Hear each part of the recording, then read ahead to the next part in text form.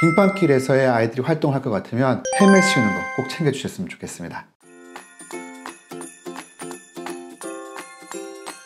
안녕하세요, 이강입니다.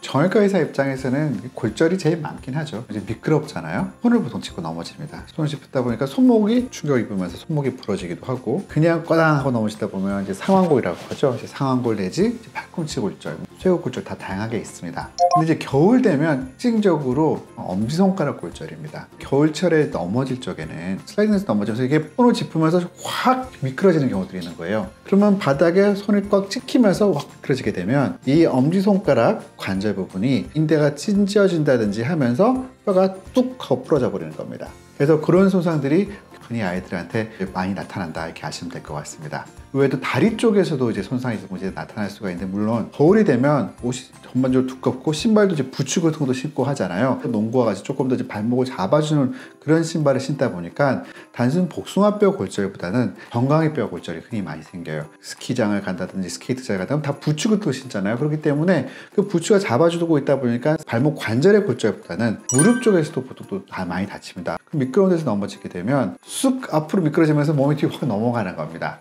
그게 그러면서 머리가 꽝 부딪히겠죠. 머리 자체에 타박상 입는 그런 경우도 있고, 아주 드물게 무슨 뇌출혈까지 같은 것도 나타날 수가 있습니다. 그래서 아이들이 만약에 어떤 빙판길 내지 눈길에서 많이 뛰어다니는 상황이 될 것 같으면 꼭 잊지 말고 헬멧 꼭 챙기게끔 좀 해주시는 게 되게 좋을 것 같습니다.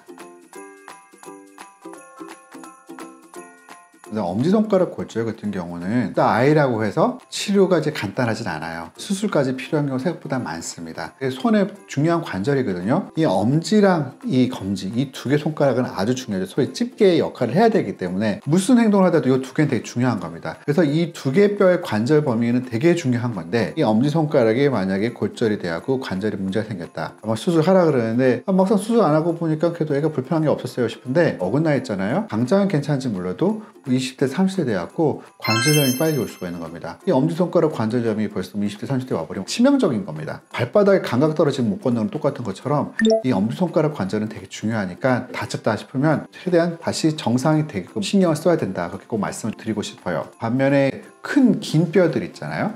팔꿈치 위에 이제 상완골이라든지 허벅지나 정강이, 이런 부분은 골절이 됐을 적에 치유력이 좋기 때문에 간단하게 피니압 좀 넣어주게 되면 기부스를 타이트하게 하지 않아도 회복이 잘 될 수가 있습니다. 그래서 뭐 어른이 하듯이 큰 수술을 하진 않지만 얇은 피 몇 개만으로도 충분히 회복이 잘 될 수 있다, 그렇게 아시면 될 것 같습니다.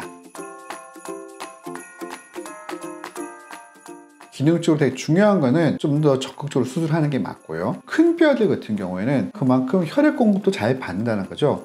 특히 아이들 같은 경우에는 더더욱이나 어른보다 이제 어떤 혈액 공급이 좋기 때문에 그런 뼈들은 꼭 수술할 필요가 없는데, 수술실에서 들어가는 모든 행위는 다 수술이거든요. 꼭 칼을 대지 않는다 하더라도, 아이가 뭐 허벅지가 부러졌어요, 정강이 부러졌다 쳐요.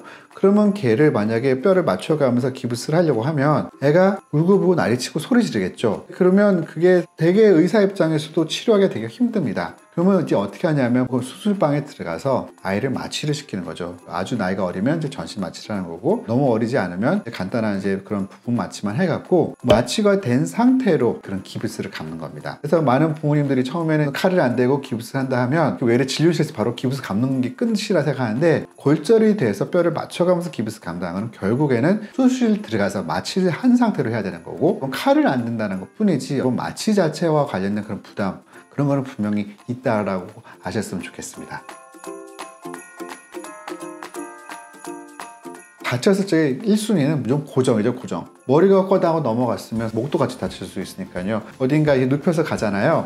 어떻게 무조건 고정입니다. 그래서 아이가 다쳤다 싶으면 부모님 입장에서 너무 놀라고 허겁지겁 애를 안고 막 흔들면서 막 갈 수가 있습니다. 외상을 크게 이제 만들 수가 있기 때문에 아이가 다쳤다 싶으면 제가 볼 때는 어떤 119라든지 호출을 하고요.